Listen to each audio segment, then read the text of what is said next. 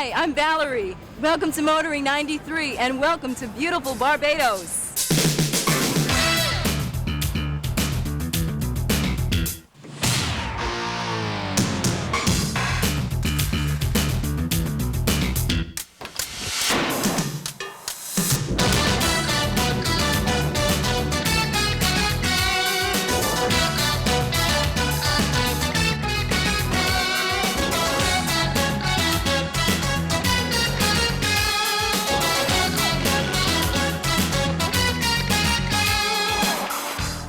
Motoring 93 is brought to you by Quaker State. Quaker State, one tough motor oil. And Midas for brake, exhaust, suspension, and steering service. Trust your car to Midas.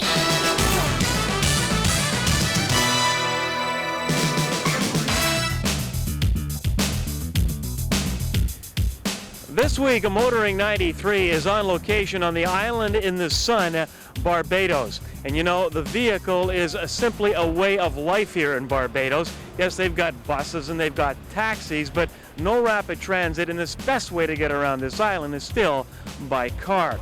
But you know, when most people come to Barbados, they don't come here to drive, they come here to relax and get away from the rat race. But if you're a Barbadian, hey, Monday to Friday is like Monday to Friday anywhere else. Maybe a little slower, but it's still a rat race. Well, we're now going to meet a man who simply works from sunrise to sunset. He does get time to relax now and then, though, and as we're about to see, when this guy relaxes, he does it better than anybody in Barbados.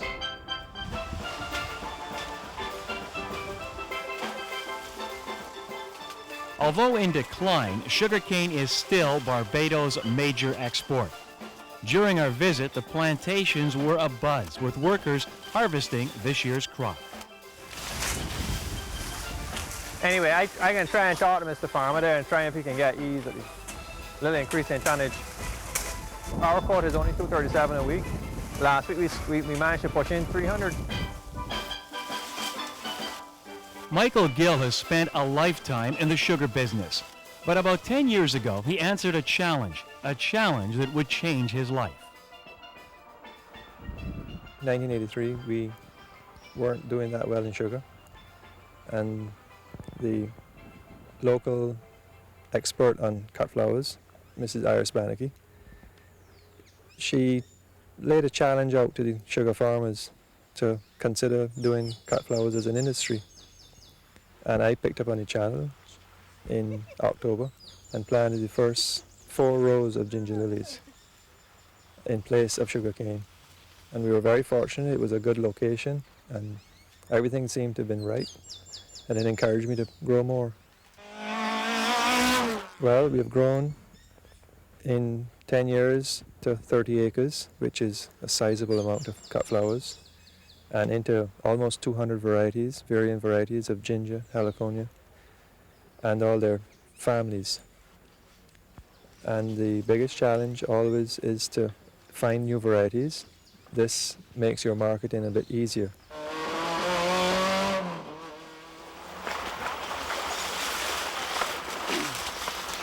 What are we cutting this morning?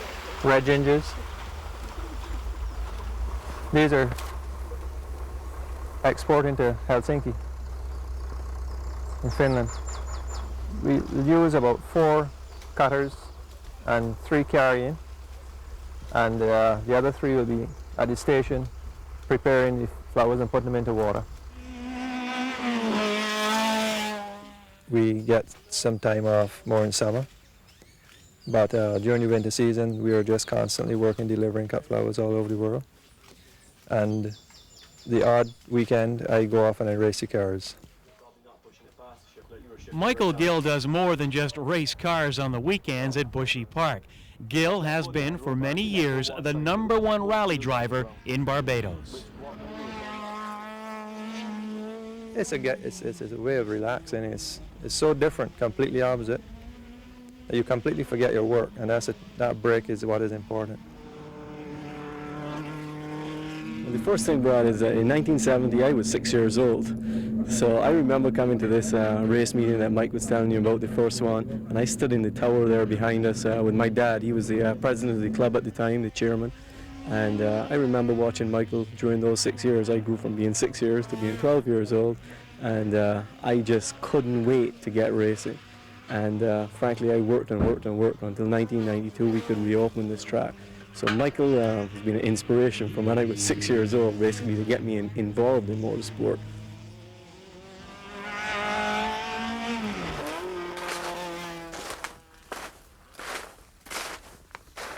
What do we got here? I'd like to show you this one. It's very, very special. It's a Caribbean pink. It's absolutely rare variety. And it's the only one I know, the only source I know exists. The color in particular is what makes it. It goes so well with the color scheme of many hotels, and this is why it's so important.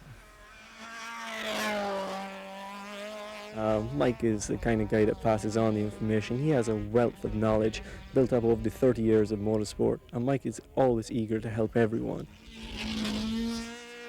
Well, I actually started almost 30 years ago. I drove go-karts for the first time, and I found that I was quite good at it, naturally good at it, and I've just continued.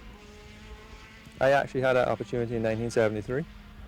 At that time I had a Formula 2 Brabham, racing it through the Caribbean, and I had the opportunity to race in Europe, and I seriously considered the option of either becoming a professional driver, which I expected I would have, or remain in the Caribbean, being a farmer, driver combination where I really enjoyed it. And that's what I did, and I'm still here.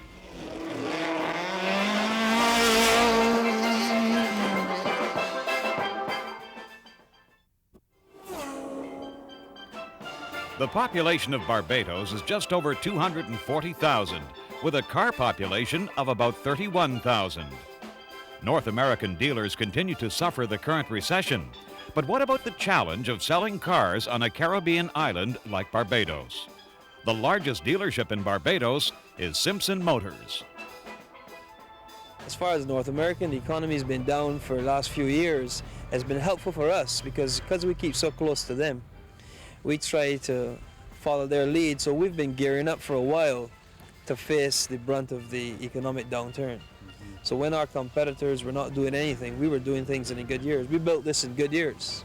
So now in the hard years, we already have it. So the others can't really follow at all. We don't find it tough getting good craftsmen or tradesmen. Our mechanics, our technicians as they're referred to, they're excellent. We don't have the necessary infrastructure or the equipment maybe available so easily. So everything has to be imported. All the technology is imported. All the tools are imported. But the staff that we have are excellent as far as technically and public relations and so on and so forth. Foreign exchange is another whole issue. I mean, foreign exchange is not readily available, so you have to apply to the central bank for the necessary foreign exchange to buy the vehicles. Your import license, as I mentioned just now, and your customs duties are over 100%, some cases 140, 150% customs duties. So where, for example, you would see a Suzuki Psychic selling in the United States for $15,000 US, which is the equivalent of about 30,000 Barbados. You see that same car selling for about 50, 60,000 Barbados dollars here. So it's big business in general, and it's big business for us. But our focus really and truly is not on selling cars, but it's taking care of our customers' needs. Our whole focus right now is to concentrate on our customer and not on our competitor. It may not be on a tourist map, but one of the more fascinating places to visit in Barbados are the fishing docks. Fishermen, some who have been out on the high seas for days, return here with their catch. Some of it is sold to local restaurants and hotels, but much more of it is sold right here to local men and women who purchase the fish right at the docks, and they sell it at their stand no more than 50 feet away. All right, it's now time to leave the fishing docks here in Bridgetown, Barbados, head to the garage to join Bill Gardner. And you know, I know Bill's got a flair for mechanics, but I don't know if he either catches fish or even likes fish. Let's find out. Brad. I can't stand the smell of those fish, and I've got no patience for fishing either, so you can have all of mine.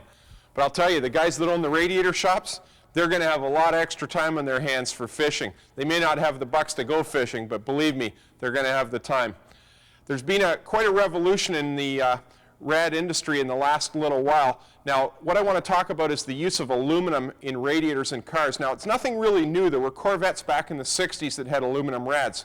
But over the last 10 years or so, there's been an ever-increasing number of standard run-of-the-mill passenger cars that are coming with aluminum cored radiators. Now, these rads are quite a bit different. They look very similar to a traditional radiator, but there's some subtle differences that we want to show you this week. We're going to start out with the older rad and show you what a conventional rad was like first. Okay, here's a conventional type of radiator that we removed from an 89 model compact car the other day. It had failed. Now, the primary components of this radiator are copper and brass, and there's a soldered seam right along this channel here all the way around and on the other end of the radiator as well. You can see some of the common features of the rad. You can see the little filler neck here where the rad cap would go and the overflow tube. There's the lower rad hose connection. This is what we call the tank, and starting from here across through the finned area is what we call the radiator core. Now, this is the area that would be replaced when you're talking about recoring or replacing a radiator. This is traditionally what we replace across here, and then this seam is resoldered.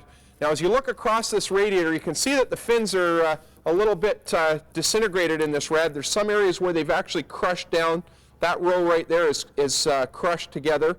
And some of the other things you want to check for in a radiator like this before you encounter hot weather or go on a long trip, you want to check the fin bond of that radiator to tell if it's going to cool properly or not. Now, you do that with a stick pen, something like this. You stick it in the loop of the cooling fins and try and wiggle them around. And you can see that this one here is loose as anything. It's completely debonded from that core tube. Now, the core tubes are where the coolant flows, and it gives up its heat into these fins. And when they're loose like that, it just can't exchange heat. And you can see several areas of this rad where the fins are loose. Now, we're going to have a look under the hood of a brand new pickup truck and show you an aluminum and plastic radiator that has no soldered seams in it and looks somewhat different than this rad. It's going to last a heck of a lot longer, too. Now, you can tell by the color it's aluminum, and this rad core we're finding is standing up really well and working very, very well. It's offering consistent cooling to the engine oil through this cooler, the radiator coolant, and the transmission oil that's cooled in the other end of this rad. And it's working very well for its entire lifespan. The old copper and brass radiator, after 3 or 4 years, it starts to disintegrate. The fins get loose and crush and crumble, as we showed you on that one on the bench. This aluminum rad is not afflicted by any of those problems. We're finding it's lasting 7 to 10 years. Now, over at this end of the rad, we've got a series of claws here on the end of the aluminum core. And when they manufacture this rad, they slide the plastic tank, this piece right here, they slide it into the core, up against a rubber seal, and then they pinch these claws over to form the seal. That's the joint that used to be soldered on the old radiator. Now, we've got a rad tank off a 10-year-old Pontiac 6000 here, and you can see why we removed it. There was a split in it that I've highlighted with the chalk right there, and this one was leaking somewhat. Now, we had to replace that tank. We put a new plastic tank on it, and all that we had to do was replace the tank and this rubber seal that you see between the tank and the core, and we refolded or recrimped those claws back onto the new tank. Now, it's unheard of that you could do that with a 10-year-old rad core. We actually reused that rad core. There was an awful lot of miles in that vehicle, but it was still in good shape. That's something that you never would have been able to do with a copper and brass radiator. After 3 or 4 years, it'd start to turn to dust. So when you're looking at a new vehicle, look closely at the cooling system, in particular the radiator. If that vehicle comes equipped with aluminum and plastic rad, you're going to have more consistent cooling, and that will extend the life of your engine, the engine oil, the coolant, and the transmission of that vehicle as well, because they all receive cooling from that radiator. It's going to add a lot of life to that vehicle. Now, it's a more expensive rad to purchase, so it adds a little bit to the price of the vehicle, and but it's something that you definitely want to think about, because it's going to save you a lot of money down the road in maintenance costs. Till next week, I'm Bill Gardner for Motoring 93. Regular viewers to Motoring will know just how good Bill Gardner's advice is. However, when the camera's off, you catch him sort of muttering under his breath about how difficult certain components are to reach. On this Impresser, everything. That's the power steering pump, that's the alternator, and the starter motor's just at the back. In a nutshell, everything can be taken off and put back on in a matter of minutes. Now that is something Bill Gardner is bound to like.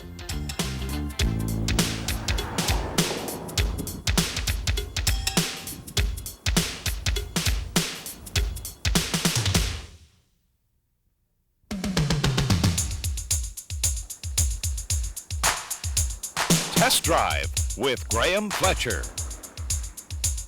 This week on Test Drive, we look at the totally new Subaru Impreza.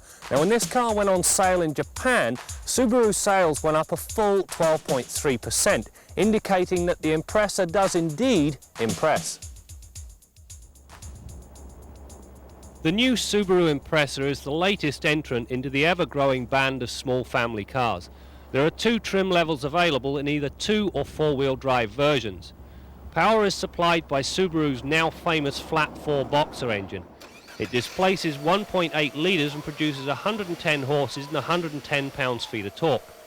The nice part being that you have in excess of 100 foot-pounds of torque available to you from 2300 right up to 5000 RPM. Now, rather than being based on the Loyal engine, this new engine is a derivative of the engine found in the terrific Legacy. To attain the smaller displacement, Subaru engineers simply reduced the bore size. When matched with a 5-speed manual transmission, performance is fairly good, managing to zip through the 100k mark in about 10 seconds.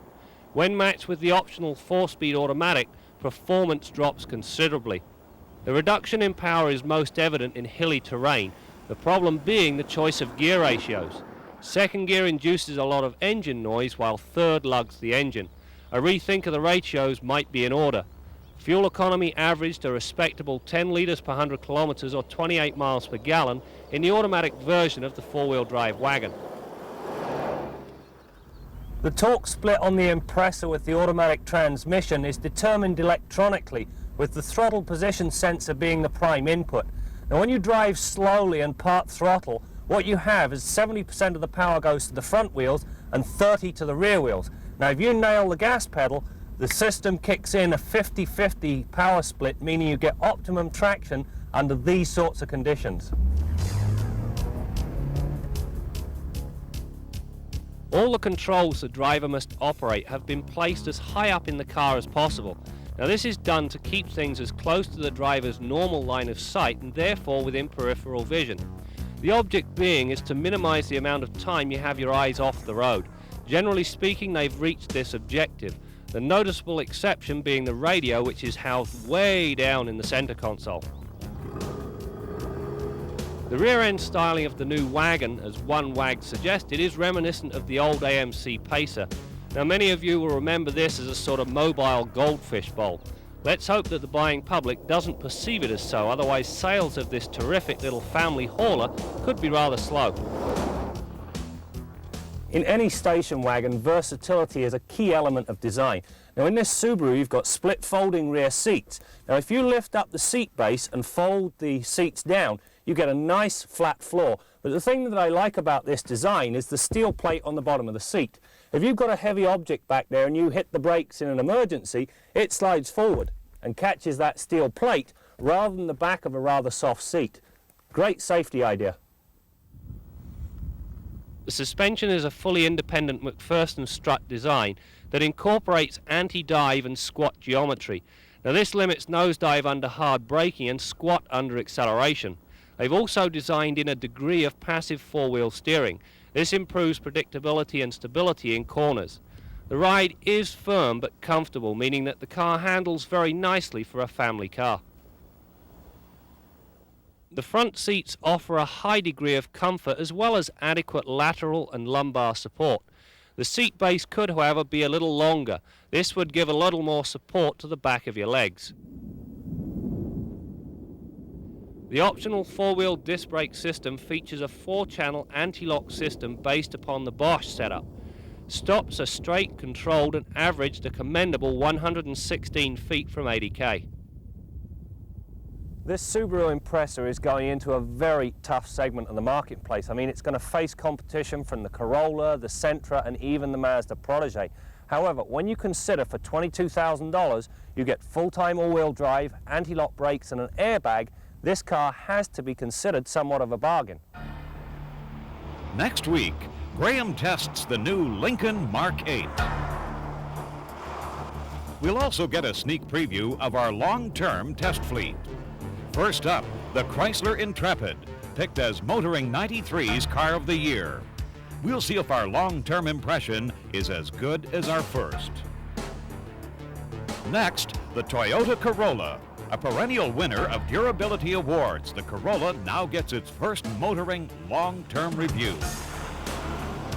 And finally, the General's latest hot rod, the Chevrolet Camaro. This one has all the qualities of its predecessor, plus an all-new look and stronger platform. Over the coming weeks, we'll report back to you on each of our long-term vehicles. Our Midas tip of the week concerns starting procedure. I'm sure that most of you grew up with vehicles with carburetors on where it was absolutely mandatory to hit that throttle once or twice in order to set the choke and get that car started in cold weather. Now with today's fuel-injected vehicles, it isn't necessary to touch the throttle when you're starting. You just turn the key, the computer does everything else, and that engine should fire up and run reliably. However, there may be circumstances where the vehicle needs an assist to start. If you have difficulty starting, for example, a car or truck with single point or throttle body type fuel injection, when they get high mileage, you may find that in cold weather it's necessary to give them quarter throttle while you're cranking. As soon as the engine fires up, come back out of the throttle slowly to control the engine speed. You may also find that a vehicle with fuel injection, under certain circumstances, it may flood itself with fuel a lot easier than you'd expect. In that case, bury your foot right to the floor on the throttle and crank the engine. When the computer recognizes wide open throttle and cranking together, it assumes that you're trying to clear flood the engine, and it electronically cuts back the amount of fuel that's injected into the engine. It will assist you in starting. Just keep in mind again that as soon as the engine does fire, you've got to listen closely and come out of that throttle slowly so you don't overspeed the engine. That's your Midas tip of the week.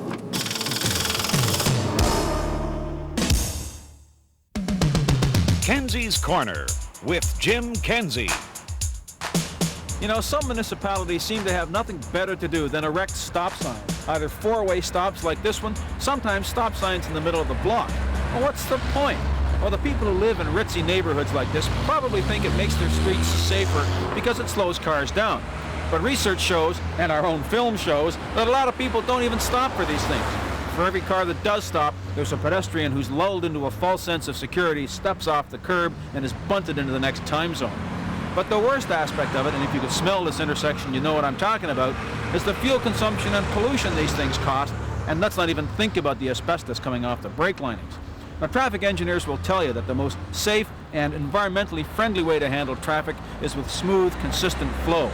Now, if anybody out there is ready to take up a Don Quixote crusade, I'm prepared to lobby for traffic circles and roundabouts like they have in England. It would be carnage for the first couple of years, I'm sure, but in the long run it would save lives and reduce pollution. I'm Jim Kenzie.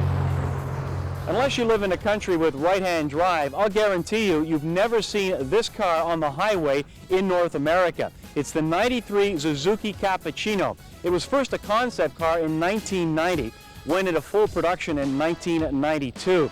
And when it was first exported from Japan, the first country to receive the Cappuccino was Barbados.